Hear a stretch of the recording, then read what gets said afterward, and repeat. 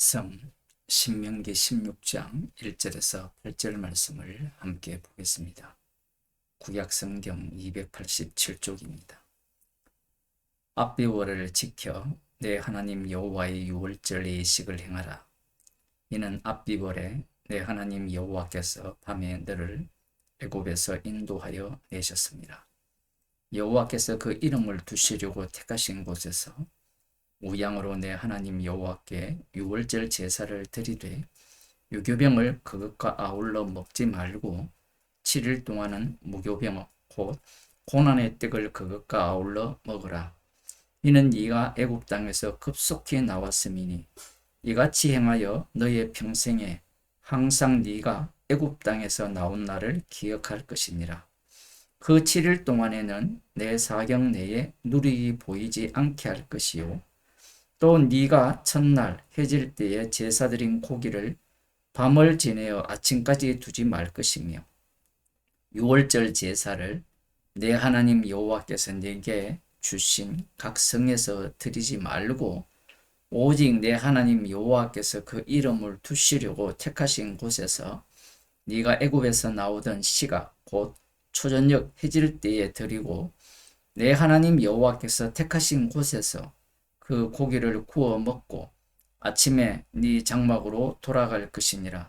너는 6일 동안은 무교병을 먹고 제7일에 내 하나님 여호와 앞에 성회로 모이고 아무 노동도 하지 말지니라. 아멘. 여호와께서 지금 유월절을 지키라고 하십니다. 인간들은 지키라고 하면 지키면 되지 이렇게 나오죠. 오늘날도 유월절을 지킨다고 난리법석을 뜨는 집단들이 적지 않습니다. 앞으로 아마 이 개신교회죠. 이단이라고 안 하는 그런 교회도 유월절을 지켜야 한다라고 지켜야 한다고는 하지 않겠지만 지키자고 나올 겁니다. 사람은요, 법을 주지 않으면 법이 없으면 종교 생활을 하고 있다는 것을 못 느껴요. 주님과 동행한다는 것이 밋밋하거든요. 일상생활의 반복인데 그 반복에서 종교적 행위들이 이렇게 들어갈 때 신앙생활을 하는 것 같거든요. 믿음도 마찬가지죠. 내가 믿어야만 믿는 것 같은 그러한 모습들. 자기 도취입니다. 나르시즘에 빠지는 거예요. 그래서 교회마다 믿음을 요구하고 있는 거예요. 지금 여기에서 하나님께서 유월절을 지키라고 하시면서 이 출애굽 사건을 평생에 항상 기억할 것을 말씀합니다. 신명기 16장은요. 유월절을 시작하여서 77절로 그 유월절 다음날 유월절이 14일 저녁이면 15일 저녁부터 무교절이 되고 7일 동안 그 15일 이 이스라엘 날은 밤부터 시작하니까 15일 아침이 이 초실절이 돼요. 그 이삭을 처음 거두는 그 날이 됩니다. 그리고 7일에 7번 77절이 이제 또 만들어지는데 맥추절이라고도 하는 거예요. 이때도 여호와 앞에서 예물을 드려야 하고요. 그리고 마지막 이제 초막절을 지키라고 합니다. 지금 신명기에서는 대속죄일을 언급하지 않고 곧장 초막절로 넘어갑니다. 이렇게 말씀하시는 이유는 이 모든 것들이 무엇과 연동이 되느냐 하면요. 인간이 먹고 사는 문제와 하나님께서 정하신 3대 절기와 이렇게 엮여 있다라는 사실입니다. 놀랍게도 출애굽이 첫 이삭을 수확할 때 유월절이는 거예요. 바로를 강박하게 하셔서 계속해서 나를 딜레이하는 이유가 뭐냐 하면 늦추시는 이유가 뭐냐 하면 유월절과 무교절을 맞추시기 위해서예요. 초시절을 맞추시기 위해서 그렇게 하신 겁니다. 우연이 아니에요. 그러면서 이제 이 77절을 말씀을 하시고, 그 다음 이제 모든 이 포도를 수확해서 포도주를 저장하는, 곡식들을 저장하는 초막절로 끝이 나는 겁니다. 이 먹는 문제와 제사 문제를 함께 연결시키는 겁니다. 중요한 것은 그 출발이 유월절이라는 거예요. 그래서 유월절을 확대시키는 거예요. 전체 절기를 이렇게 소급해 오게 되면 유월절에 응축이 되는 겁니다. 그러면 유월절 의미가 도대체 어떤 의미냐라는 거예요. 우리는 애굽에서 구출한 날이 유월절이 아니냐? 그럼 어린 양의 피를 기념하라는 거냐? 그게 아니에요. 신명기 8장을 보면요, 하나님께서 이렇게 말씀합니다. 2절, 내 하나님 여호와께서 이 40년 동안에 너로 광야의 길을 걷게 하신 것을 기억하라. 이는 너를 낮추시며 너를 시험하사 네 마음이 어떠한지 그 명령을 지키는지 아니 지키는지 알게 하심이라. 너를 낮추시며 너로 줄이게 하시며 또 너도 알지 못하며 네 열조도 알지 못하던 만나를 네게 먹이신 것은 사람이 떡으로만 사는 것이 아니요 여호와의 입에서 나오는 모든 말씀으로 사는 줄을 너로 알게 하려 하심이라. 하나님의 입에서 나오는 모든 말씀으로 살게 하기 위해서 만나를 주셨다라는 거예요. 이 내용이 무엇과 연결되어 있는가 하면 인간이 먹는 것과 연결시킵니다. 그래서 먹는 것을 주시면서, 만나를 주시면서 사람이 떡으로 사는 것이 아니라 하나님 입에서 나오는 모든 말씀으로 사는 것을 가르치시는 이 내용을 이 절기로 집어넣는 거예요. 절기 속에 들어가게 되면 유월절 어린 양의 피로 산다라는 것을 다르게 표현하면요, 말씀으로 산다라는 거예요. 그것을 3대 절기로 이스라엘 전체를, 전체 1년이죠. 그 1년을 계속해서 반복하여 돌리는 겁니다. 이스라엘 백성들 입장에서는 약속의 땅에 들어가서 먹고 사는 것이 우선이잖아요. 무슨 말씀으로 사는 겁니까? 그런데 하나님께서는 이 3대 절기를 이스라엘 백성들이 수확하는 것과 먹는 것과 연결시키면서 사람이 떡으로 사는 것이 아니라 말씀으로 사는데, 그 말씀이 무엇이냐라는 거예요. 유월절 어린 양의 피라는 겁니다.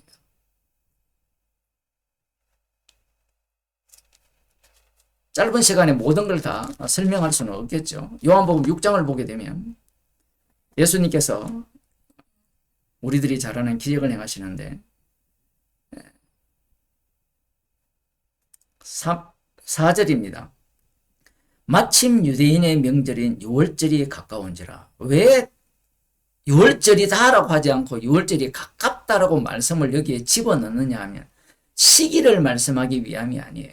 그러니까 우리는 예수님이 유월절 어린 양이 되신다라고 하니까 오병이의 기적을 그날에 딱 맞추어서 행하시기를 원하거든요. 그러니까 인간의 이 탐욕이에요. 진짜 악한 마음입니다. 말씀을 대하는 방식이 뭐냐면 이가 딱딱 맞으면 믿겠다라는 거예요. 천지 창조한 거 보지도 않고 믿으면서 이런 말씀은 꼭 그렇게 믿으려고 해요. 예수님이 하나님의 아들이잖아요. 하나님이 직접 오셔서 정확하게 말씀하셔도 이해 못해요. 그것도 이해 못하는데 이 유월절을 딱 끼워 맞춰야 이 말씀의 의미는 이거고 저거고 목사들이나 신학자들이 다 그렇게 해석을 해요.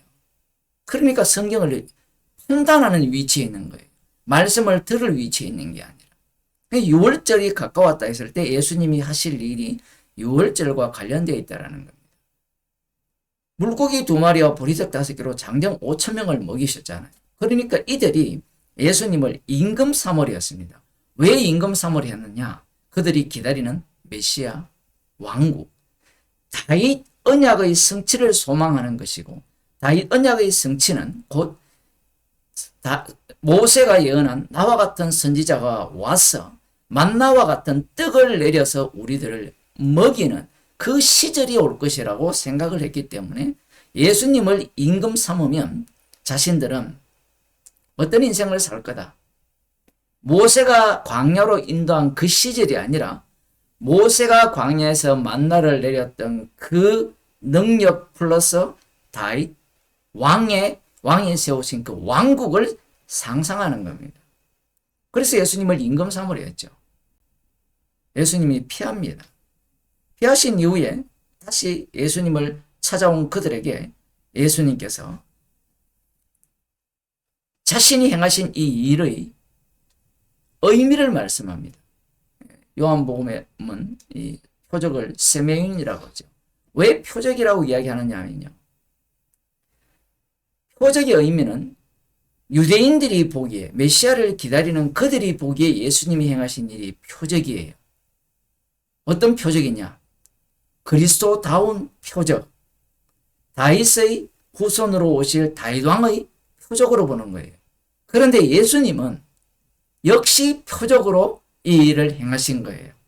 예수님이 행하신 일은 어떤 표적입니까? 십자가에서 다 이루시는 표적인 거예요. 제가 이런 식으로 본문을 해석하니까 계산 안에서 한다 이렇게 얘기를 하는데 본인들이 말씀을 계상하게 본다라고 생각을 하지 않아요. 지금 표적이라는 말을 성령 받지 않는 자도 보고 있고 성령 받은 자도 보고 있잖아요. 그럼 예수님이 보시잖아요. 예수님이 말씀을 하시고 예수님이 표적이라는 것과 유대인들이 표적이라는 것과 제자들이 표적이라는 단어, 세명이라는 단어가 다 달라요. 그 의미를 다 담아내야 됩니다. 그래야만 이 예수님의 말씀하신 표적의 의미 속에서 인간의 죄악들이 낱낱이 드러나기 때문에 그래요. 이들이 믿었던 표적은 메시아다운 표적이 병을 고친다든가 이러한 모세처럼 신적 능력으로 만나 같은 먹을 것을 주는 분으로 생각을 했기 때문에 예수님이 행하신 일이 표적이라는 거예요. 2절에 보면 그렇게 나오잖아요. 큰 무리가 따르니 이는 병인들에게 행하시는 표적을 봄이니라. 그래서 말씀이 여러 가지 층을 담아서 한 단어를 사용하는 경우가 대부분입니다. 요한복음 보더라도 유대인이라 했다가 무리라 했다가 제자들이라 했다가 번갈아 계속 사용하죠. 근데 그걸 뽑아내어서 명확하게 이거는 제자들이고 이거는 유대인이고 이렇게 해석이 안 돼요. 어떤 부분은 그렇게 되는데 어떤 부분은 안 된단 말이에요. 예수님께서 자신이 행하신 것이 표적임을 명확하게 말씀해 주시는데 내가 곧 생명의 떡이라. 48절에서 그렇게 말씀합니다. 만나는 이게 뭐냐? 진짜 입으로 먹는 거잖아요. 그런데 예수님이 떡을 먹여주셔놓고 내가 곧 생명의 떡이라고 해버려요. 어떻게 알아듣습니까 이게? 못 알아듣죠? 그러면 우리는 어때요? 예수님이 표적을 행하실 때는 그들은 못 알아들었는데 우리는 이 성경을 알잖아요.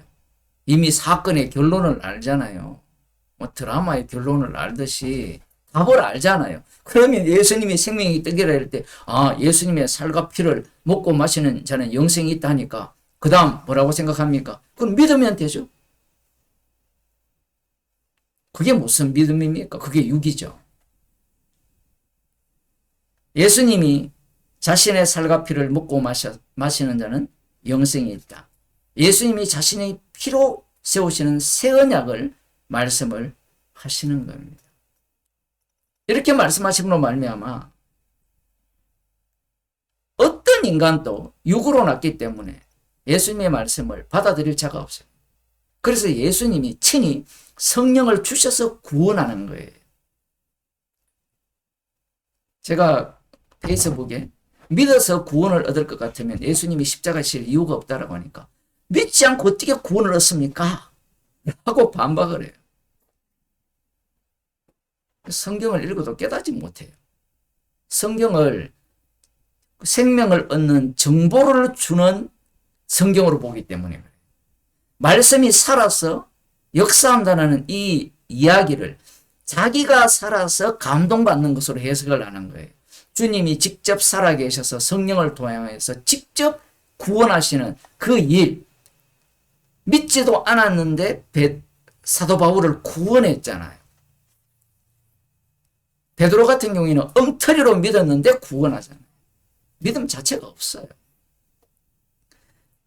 그러한 주님이 하시는 일을 믿지 않기 때문에 자신들은 이 떡을 먹고 배부른 까닭에 임금 삼으려는 그들과 다르니까 나는 예수님의 십자가와 피와 살을 먹고 마셔서 믿으니까 그 화목제물을 믿으니까 나는 구원을 얻을 수 있다라는 이 사고방식을 지금 요한복음 6장에서는 부정하고 있거든요.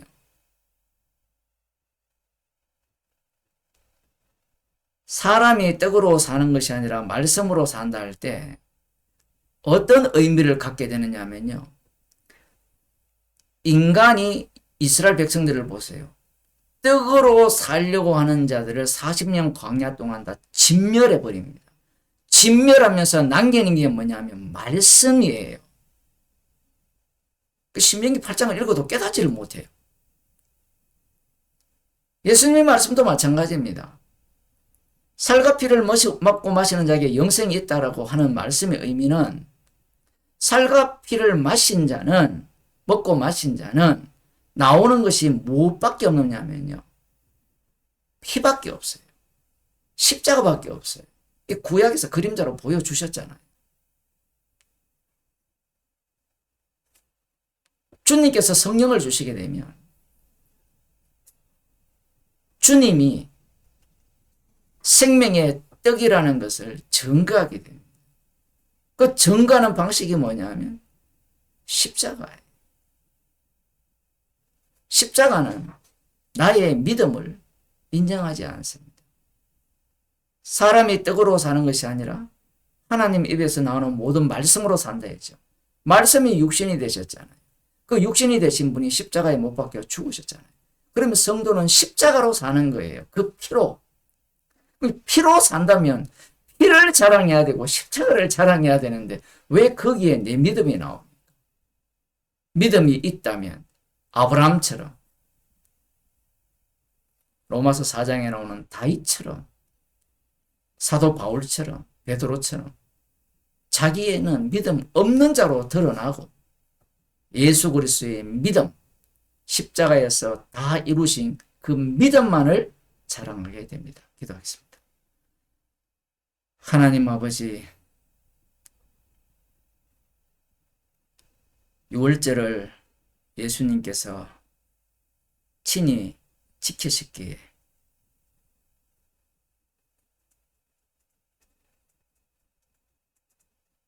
우리들에게 십자가로 완성하신 선물을 주셨습니다. 떡으로 사는 것이 아니라 말씀으로 산다는 것을 말씀하시기 위해서 절기를 주셨고 유월절 어린 양 대신 주님이 말씀이시요 말씀의 성취이신 주님의 십자가만을 자랑하는 자로 살게 하여 주옵소서. 예수님 이름으로 기도드리옵나이다.